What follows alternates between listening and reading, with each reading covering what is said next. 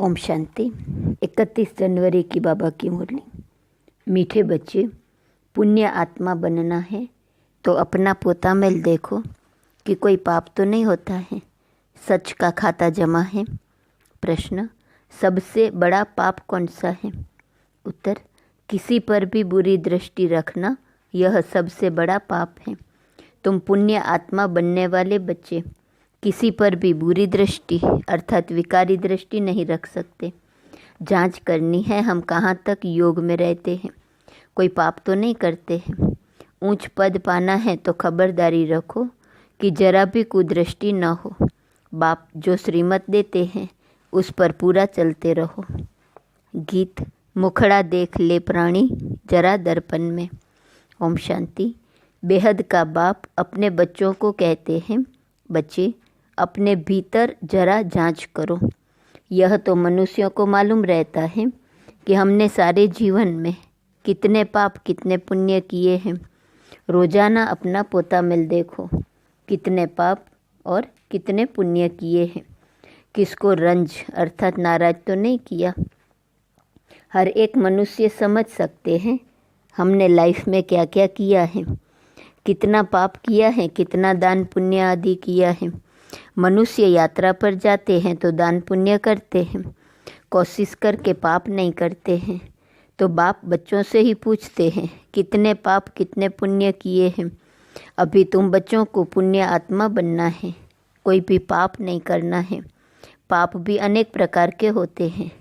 कोई पर बुरी दृष्टि जाती है तो यह भी पाप है। बुरी दृष्टि होती ही है विकार की, वह है सबसे खराब। कभी भी विकार की दृष्टि नहीं जानी चाहिए। अक्सर करके स्त्री पुरुष की तो विकार की ही दृष्टि होती है। कुमार कुमारी की भी कहाँ न कहाँ विकार की दृष्टि उठती है। अब बाप कहते हैं यह विकार की दृष्टि नहीं होनी चाहिए, नहीं तो तुमको बंदर कहना पड़े। नारद का मिसाल है ना, बोला हम लक्ष्मी को वर सकते हैं। तुम भी कहते हो ना हम तो लक्ष्मी को वरेंगे। नारी से लक्ष्मी, नर से नारायण बनेंगे। बाप कहते हैं अपने दिल से पूछो कितने तक हम पुण्य आत्मा बने हैं, कोई पाप तो नहीं करते हैं, कहाँ तक योग में रहते हैं। पूछना है अपने दिल से कितने तक हम पुण्य आत्मा बने हैं, कोई पाप तो नहीं करते हैं, कहाँ तक योग में रहते हैं। तुम बच्चे तो बाप को पहचानते हो तब तो यहाँ बैठे हो ना। दुनिया के मनुष्य थोड़े बाबा को पहचानेंगे कि ये बाप दादा हैं।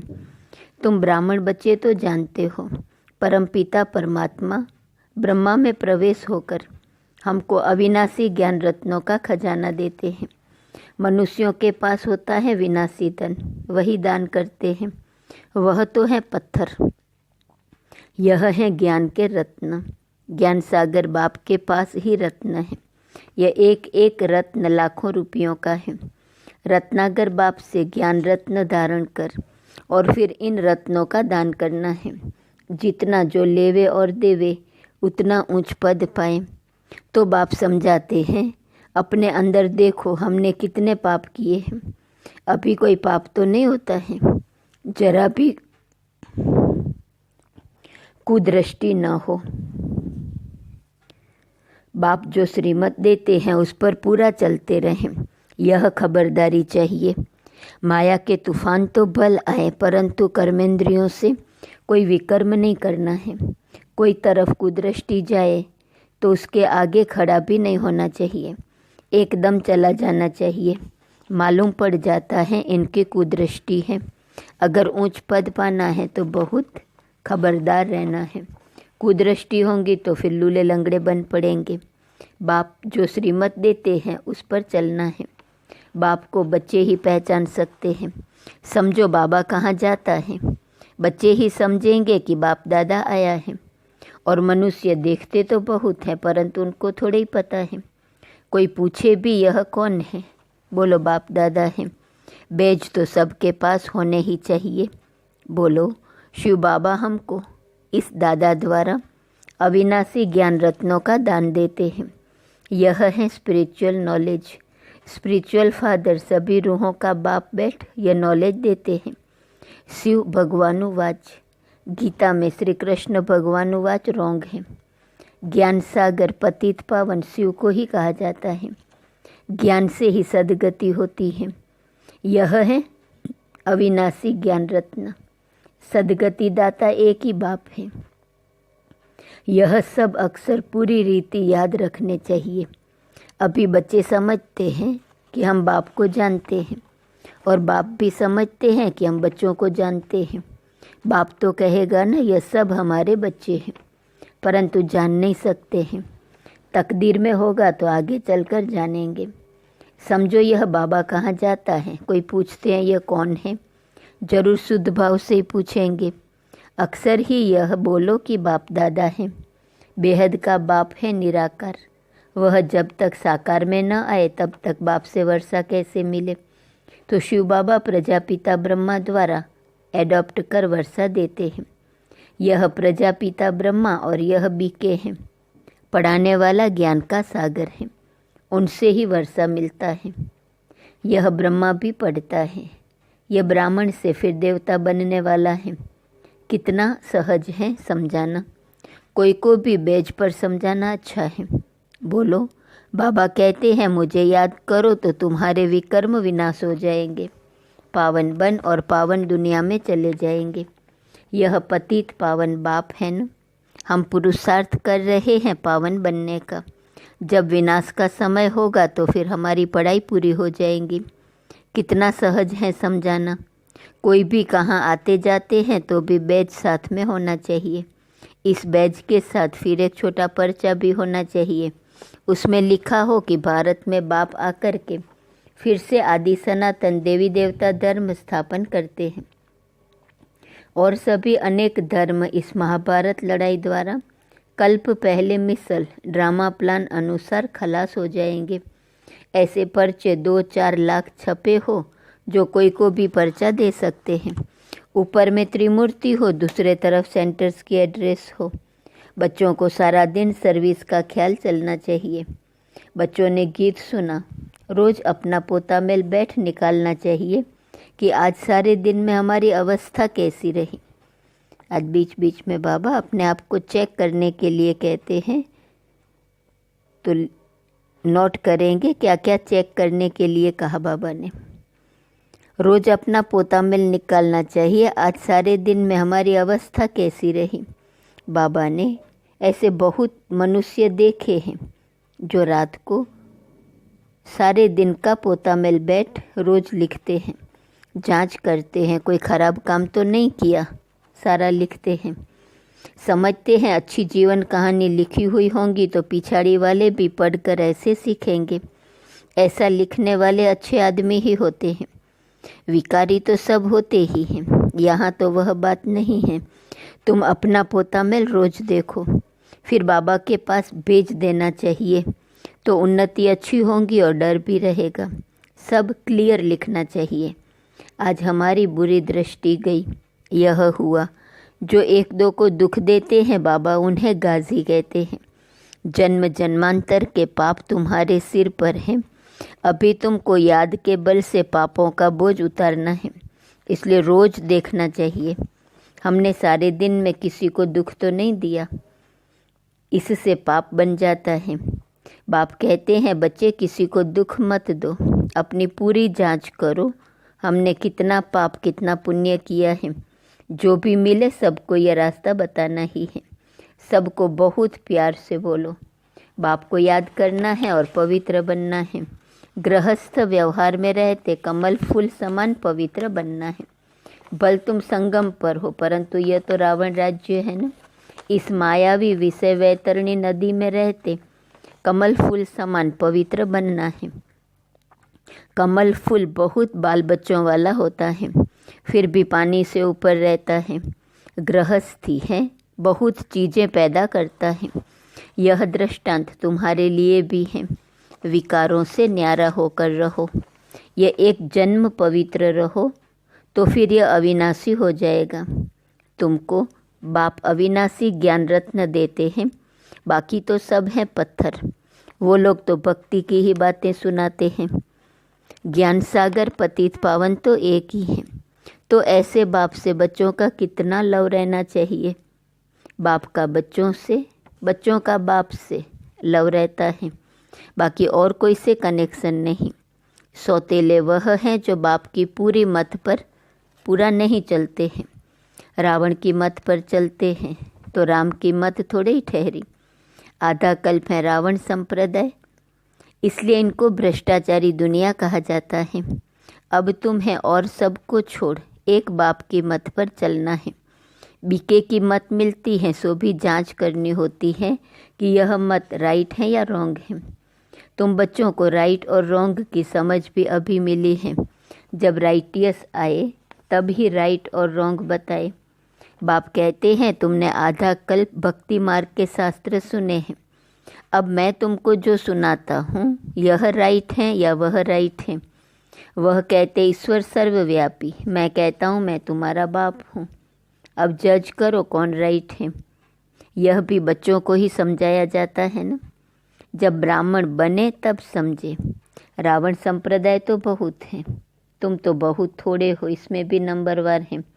अगर कोई कुदृष्टि है तो भी उनको रावण संप्रदाय कहा जाएगा।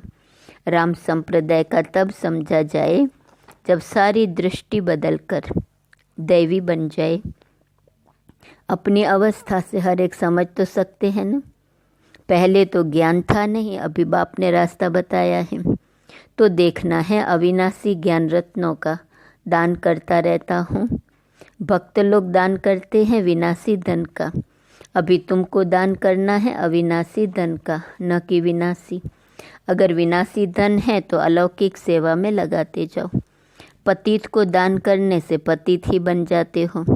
अभी तुम अपना धन दान करते हो तो इसका एवजा फिर 21 जन्मों के लिए नई दुनिया में मिलता है। यह सब बातें समझने की हैं। बाबा सर्विस की युक्तियाँ भी बताते रहते हैं। सब पर रहम करो। गाया हुआ भी है परम पिता परमात्मा ब्रह्मा द्वारा स्थापना करते हैं, परंतु अर्थ नहीं समझते। परमात्मा को ही सर्वव्यापी कह दिया है। तो बच्चों को सर्विस का शौक बहुत अच्छा रखना है। औरों का कल्याण करेंगे तो अपना भी कल्याण होगा। दिन प्रतिदिन बाबा बहुत सहज करते जाते हैं। यह त्रिमूर्ति का चित्र तो बहुत अच्छी चीज़ है। इसमें शिव बाबा भी हैं, फिर प्रजापिता ब्रह्मा भी हैं। प्रजापिता ब्रह्मा कुमार कुमारियों द्वारा फिर से भारत में 100% पवित्रता सुख शांति का दैवी स्वराज्य स्थापन कर रहे हैं। बाकी अनेक धर्म इस महाभारत लड़ाई से कल्प पहले माफिक विनाश हो जाएंगे। ऐसे ऐसे पर्चे छपवा कर बांटने चाहिए। बाबा कितना सहज रास्ता बताते हैं। प्रदर्शनी में भी पर्चे दो। पर्चे द्वारा समझाना सहज है। पुरानी दुनिया का विनाश तो होना ही है, नई दुनिया की स्थापना हो रही है। एक आदि सनातन देवी देवता धर्म की स्थापना हो रही है। बाकी यह सब विनाश हो जाएंगे कल्प पहले माफिक। कहाँ भी जाओ पॉकेट में भी पर्चे और बेचिस सदैव पड़े रहे। सेकंड में जीवन मुक्ति गाई हुई है। बोलो यह है बाप, यह दादा। उस बाप को याद करने से ये सतयुगी देवता पद पाएंगे। पुरानी दुनिया का विनाश, नई दुनिया की स्थापना। विष्णुपुरी नई दुनिया में फिर इनों का राज्य होगा। कितना सहज है। तीर्थों आदि पर मनुष्य जाते हैं, कितने धक्के खाते हैं। आर्य समाजी आदि भी ट्रेन भर कर जाते हैं।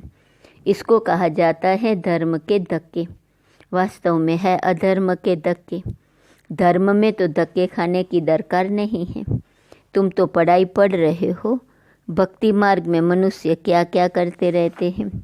बच्चों ने गीत में भी सुना, मुखड़ा देख ले। यह मुखड़ा तुम्हारे सिवाय तो कोई देख नहीं सकते हैं। भगवान को भी तुम दिखला सकते हो। यह है ज्ञान की बातें। तुम मनुष्य से देवता, पाप आत्मा से पुण्य आत्मा बनते हो। दुनिया इन बातों को बिल्कुल नहीं जानती। यह लक्ष्मी नारायण स्वर्ग के मालिक कैसे बने यह किसी को पता नहीं है। तुम बच्चे तो सब जानते हो। किसको बुद्धि में तीर लग जाए तो बेड़ा पार हो जाए। अच्छा, मीठे मीठे सिकीलदे बच्चों प्रति माता पिता बाप दादा का याद, प्यार और गुड मॉर्निंग। रूहानी बाप की रूहानी बच्चों को नमस्ते। रूहानी बच्चों की रूहानी बाप को नमस्ते नमस्ते नमस्ते। धारणा के लिए मुख्य सार। पहली पॉइंट, अगर विनाशी धन है तो उसको सफल करने के लिए अलौकिक सेवा में लगाना है। अविनाशी धन का भी दान जरूर करना है। दूसरी पॉइंट, अपने पोता मेल में देखना है हमारी अवस्था कैसी है। सारे दिन में कोई खराब काम तो नहीं होते हैं, एक दो को दुख तो नहीं देते हैं, किसी पर कुदृष्टि तो नहीं जाती है। वरदान, डबल लाइट बन सर्व समस्याओं को हाई जंप दे पार करने वाले तीव्र पुरुषार्थी भव। सदा स्वयं को अमूल्य रत्न समझ बाप दादा के दिल की डिब्बी में रहो, अर्थात सदा बाप की याद में समाये रहो तो किसी भी बात में मुश्किल का अनुभव नहीं करेंगे, सब बोझ समाप्त हो जाएंगे। इसी सहज योग से डबल लाइट बन पुरुषार्थ में हाई जंप देकर तीव्र पुरुषार्थी बन जाएंगे। जब भी कोई मुश्किल का अनुभव हो तो बाप के सामने बैठ जाओ और बाप दादा के वरदानों का हाथ स्वयं पर अनुभव करो। इससे सेकंड में सर्व समस्याओं का हल मिल जाएगा। स्लोगन, सहयोग की शक्ति असंभव को भी संभव बना देती है, यही सेफ्टी का किला है। आज का सोमन, मैं फॉलो फादर करने वाली आत्मा हूँ। अव्यक्त इशारे की पॉइंट 31 जनवरी। समय प्रमाण चारों ओर सकाश देने का, वाइब्रेशंस देने का, मनसा द्वारा वायुमंडल बनाने का कार्य करना है। अभी इसी सेवा की आवश्यकता है।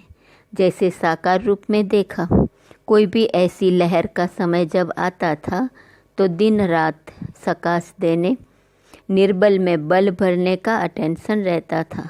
समय निकाल आत्माओं को सकाश देने की सेवा चलती थी। ऐसे फॉलो फादर करो। ओम शांति।